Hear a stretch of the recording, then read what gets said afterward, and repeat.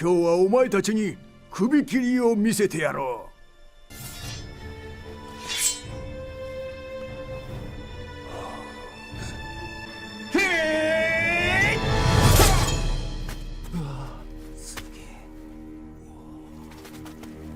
貴様ら、よく見たか。人を殺すとはこういうことだ。難しいことではない。これからお前たちも訓練して慣れていくんだ。영화랑 애니랑 몽땅, 신의 몽땅. 16年の12月2日に京都市も集まれということで平安神宮の前で集まりました。岡崎公園ですね。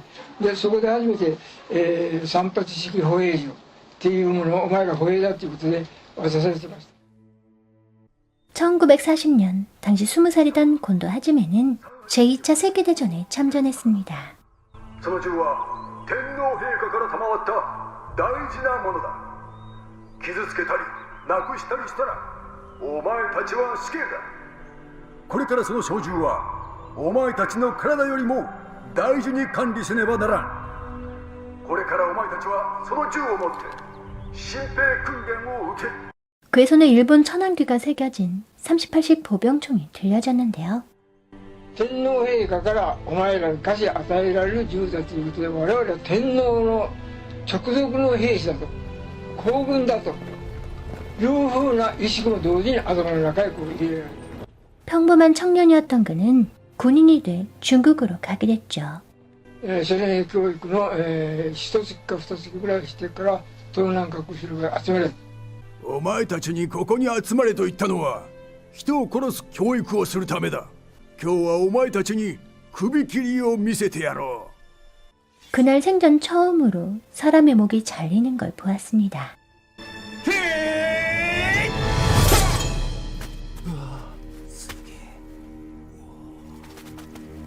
貴様ら、よく見たか。人を殺すとはこういうことだ。難しいことではない。これからお前たちも訓練して慣れていくんだ。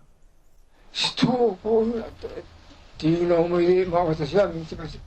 그리고 얼마 지나지 않아 이번엔 사람을 직접 죽이는 연습을 하게 됐는데요. 今日は視察訓練を行う。お前たちに人の殺し方を教える。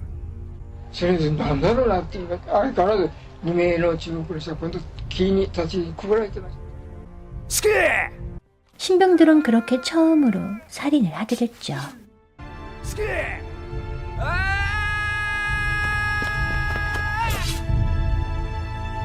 人を刺し殺る感触っていうものを、そこで自分なりに覚える。 역시 1940년에 20살의 나이로 참전했던 네모토 조주도 중국으로 파병됐습니다. 父親の町外れ小屋みたいなのを作ってずっとそこへ慰安所が建てられたんだよね。そこへ今度は引いたよ遊び行ったわけで。お前今日も静かか。当たり前だろう。2週ぶりに行くな。そんなにいいか。でもサックは必ずつけてやれよ。今日は早く終わらせてもう一回やるぞ。お前そんなことじゃ防球全部吹っ飛ぶぞ。 군인들은 주말이면 위안소로 가서 월급의 대부분을 썼는데요. 士官がいて連れてやったんですよ。班長あたりが引いたよ10名とか15名とか。そしてどこへ集合するはずでこれ慰安所に連れて行ったとかさ。 그러던 어느 날 부대장이 갓난아기를 안고 있는 여인을 데리고 왔죠. さすがだな。いい娘を連れてきたな。静かにしておれ。お前子供が殺されるのを見たいのか。誰からするんだよ。俺が最初だ。これでも持っておけ。 그날부터 여인은 수십 명의 일본군에게 시도 때도 없이 윤관을 당했습니다. 囲いが中してあるものですから、そこのところに女性を置いて、そして、古い兵隊から順番にこう銀冠をするっていう。銀冠強姦やった場合が後腐れないように口にほとんどの皆そこで殺してしまうんですね。これは何を思ったのかそう分かって、その女性だけは連れて歩くっていうことになって、その皇軍の中で 아기가 울음을 그치지 않자 부대장은 아기를 빼앗아 마치 장난감이나 돌멩이를 던지듯 절벽 아래로 휙 던져버렸는데요. 눈앞에서 아기를 잃은 여인은 그대로 굳어버렸죠. 見ながら、あ、ひどいことやんだなと思いながら見てました。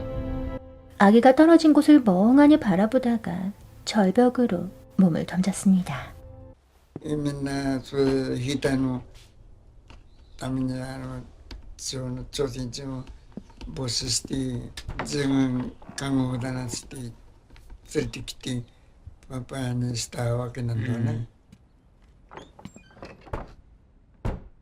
いくつだ17歳です。朝鮮人か 근데 나이지도 파파야 시간은 그렇게 흘러갔는데요. 散発式歩兵人はどれだけ貫通するか、それを試そうかと。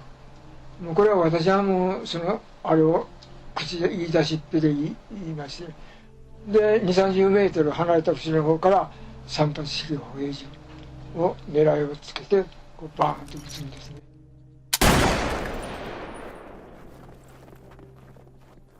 신병이었던 곤도 하지메는 완연한 군인이 돼 있었죠. なんだ4人しか突き抜けないのかでその横にたまたま豚の飼育場っていう石垣がしたっていうか広いんですけど、そこへ放り込む。それ人間の尊厳とかの何にも考えてないんです。 이제 사람을 죽이고도 아무런 느낌이 없었습니다. なぜそういうふうな人間にねなってしまったのか、刺されてしまったのか。 주말이면 위안소를 찾아갔던 젊은 날의 네모토 조주는 할아버지가 된 지금 그 옛날의 소녀를 다시 떠올려 보았죠. まあ今思うととんでもないことを俺はやってしまったなって悔いても悔いないんですけども、だからそのことはまあ50年60年経っても私の頭から消え去ることは絶対ないわけです。戦争っていう話が出てきたら絶対に戦争をやってはいけないっていうそういう考えでまあ生活をやってみるとそういう思いでいます。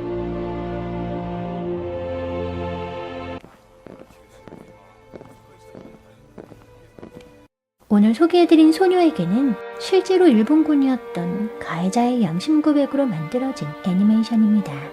자신의 인간성이 말살돼가는 과정과 학살에 대해 고백했던 곤도 하지메님과 일본군 위안부가 실제로 존재했다는 걸 인정하고 일본군이 일본군 위안부에게 저질렀던 일들에 대해 고백했던 네모토 조주님의 실제 육성이 담겨 있는데요. 가해자의 양심 고백을 애니메이션으로 만들겠다는 의도에서 시작된 작품이었죠.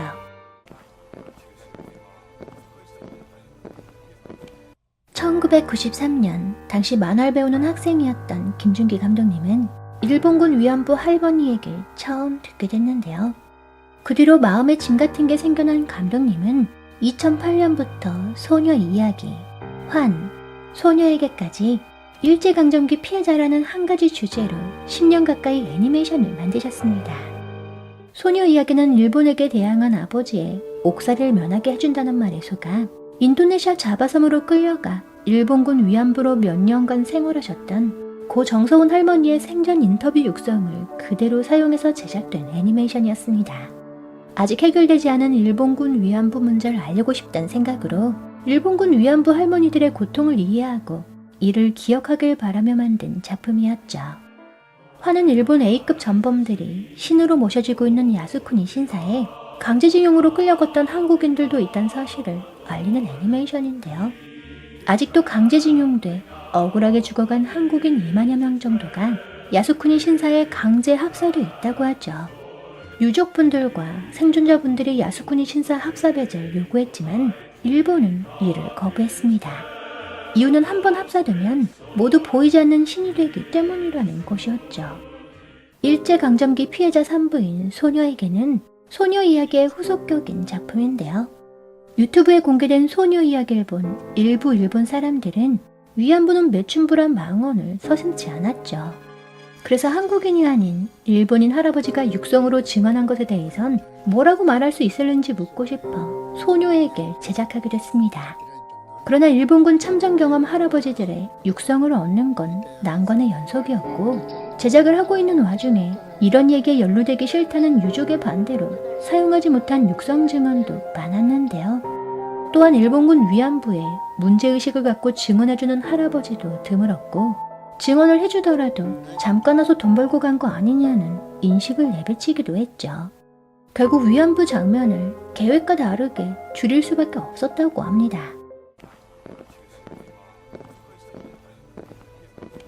일본군 위안부는 일제에 강제징용돼 일본군의 성욕 해결의 대상이 된 한국, 대만 및 일본 여성을 이르는 말입니다. 1937년 일본 군대의 사기를 진작시킨다는 명분으로 생겨난 일본군 위안부는 일본군 식민지였던 한국과 아시아 각지에서 어린 여성들을 취업시켜준다는 등의 사기와 인신매매 등의 방법으로 끌고 가 성노예의 삶을 살게 했는데요. 간혹 일본군 위안부를 종군 위안부라고 하는 경우가 있지만 이는 잘못된 표현이죠. 종군 위안부의 종군이란 한자 표현은 군사를 좇는다, 즉 자발적으로 따라갔다는 뜻이므로 강제로 끌려가 일본군의 성욕 해결의 대상이 된 위안부 할머니들에겐 옳지 않은 표현이라고 합니다.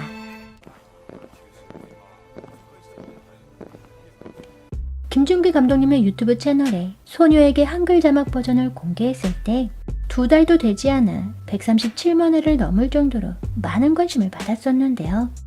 그런데 누군가 감독님의 구글 계정을 해킹하고 유튜브 채널을 삭제해버렸죠. 다시 만들어진 김준기 감독님 유튜브 채널엔 소녀 이야기와 환, 소녀에게, 그리고 이전에 소개해드렸던 인생 등이 업로드되어 있습니다.